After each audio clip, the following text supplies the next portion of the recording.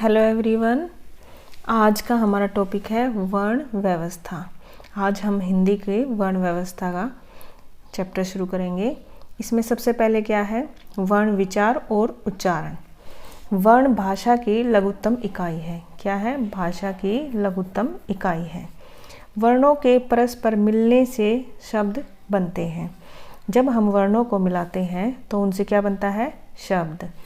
वर्ण शब्द ध्वनि व ध्वनि प्रतीक दोनों के लिए प्रयोग होता है। जो हमारे वर्ण होते हैं वो ध्वनि व ध्वनि प्रतीक दोनों के लिए प्रयोग होता है। इन्हीं वर्णों के क्रमबद्ध रूप को वर्णमाला कहते हैं। यानी क्रमबद्ध रूप को क्या बोलते हैं? वर्णमाला। उच्चारण की दृष्टि से वर्ण के दो भेद होते हैं। उच्चारण यानी जो हम उच्चारण करते हैं, बोलते हैं, उसकी दृष्टि से वर्ण के दो भेद होते हैं। ठीक है। नंबर 1 स्वर, नंबर 2 व्यंजन।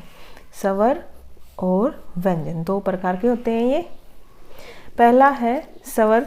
इसकी परिभाषा है, ये वर्ण जिनका उच्चारण स्वतंत्र रूप में होता है, यानी कि जो कि बिना किसी की सहायता के उच्चारित किए जाते हैं, उन्हें हम स्वर कहते हैं। इनके उच्चारण में कोई अवरोध पैदा नहीं होता, यानी कि कोई भी रुकावट नहीं होती है इन्हें बोलते समय। हिंदी वर्णमाला में 11 स्वर हैं। हिंदी वर्णमाला में 11 टोटल कितने हैं? 11 स्वर हैं। ए, आ, ई, आई, उ, औ, उ, ए, ओ, औ और री। ये 11 स्वर हैं। नोट रखने की क्या बात है? यानी कि नोट हम क्या रखेंगे?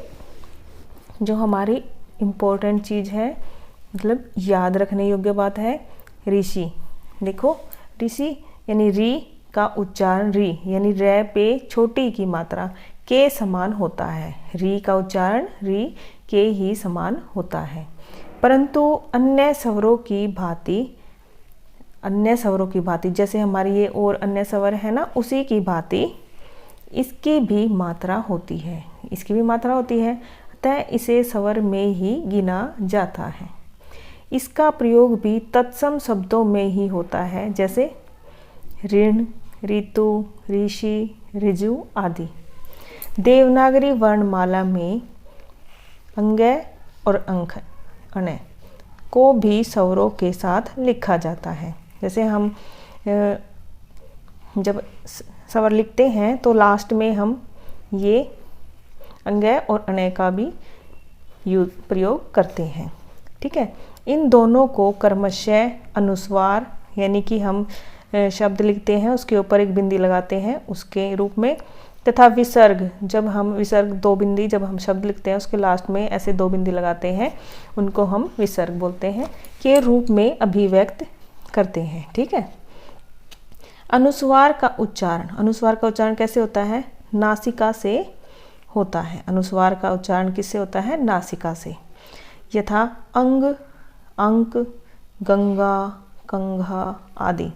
हमारे नाक से हवा निकलती है, नाक से आवाज़ आती है, उसका अनुस्वार का उच्चारण नासिका से होता है। ठीक है। अब है अनुनासिका।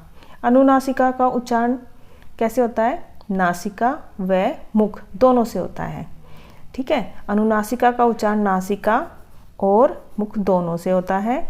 इसे चंद्र बिंदु, यानी कि जैसे शब्द के ऊपर हम ऐसे उल्टा सी बना के उस पर बिंदी लगाते हैं ना, इसे चंद्र बिंदु बोलते हैं, से प्रकट करते हैं, जैसे सांस, मांस, धास आदि। विसर्ग का उच्चारण है के यानी ह के समान किया जाता है, जैसे प्राय, अतः, प्रातः आदि। ठीक है। अब है हमारा व्यंजन। व्यंजन की परिभाषा क्या होती है?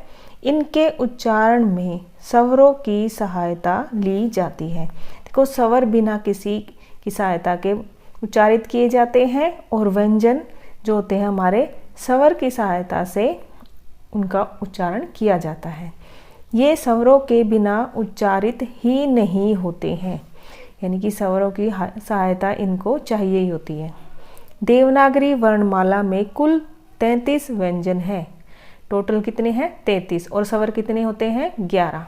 ठीक है, 11 स्वर हैं हमारे और 33 व्यंजन।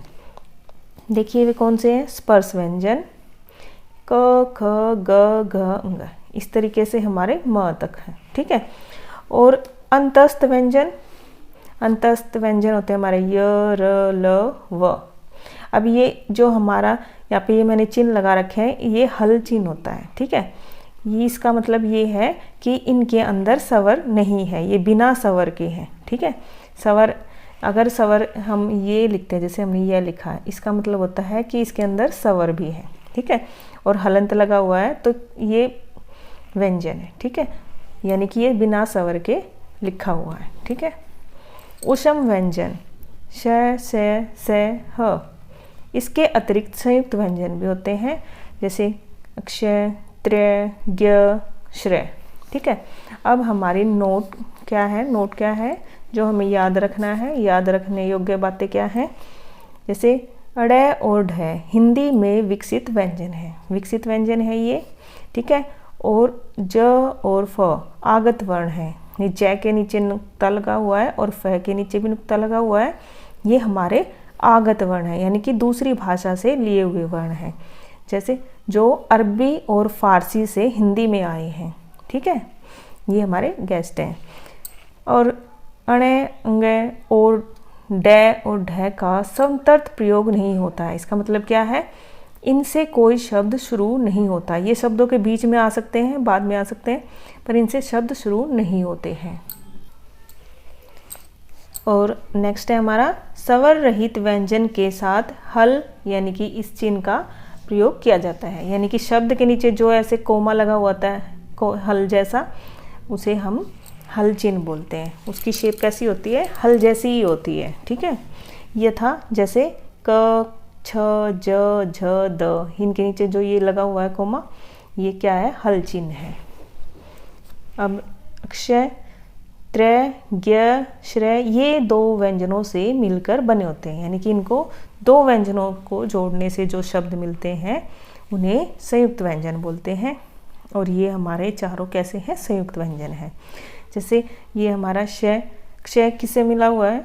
बना हुआ है क हलन प्लस श, यानी क जो बिना स्वर का है वो जमा श से क्षय, त बिना स्वर वाला तो प्लस र, त्र जो प्लस ग ज्ञ, श प्लस र श्र।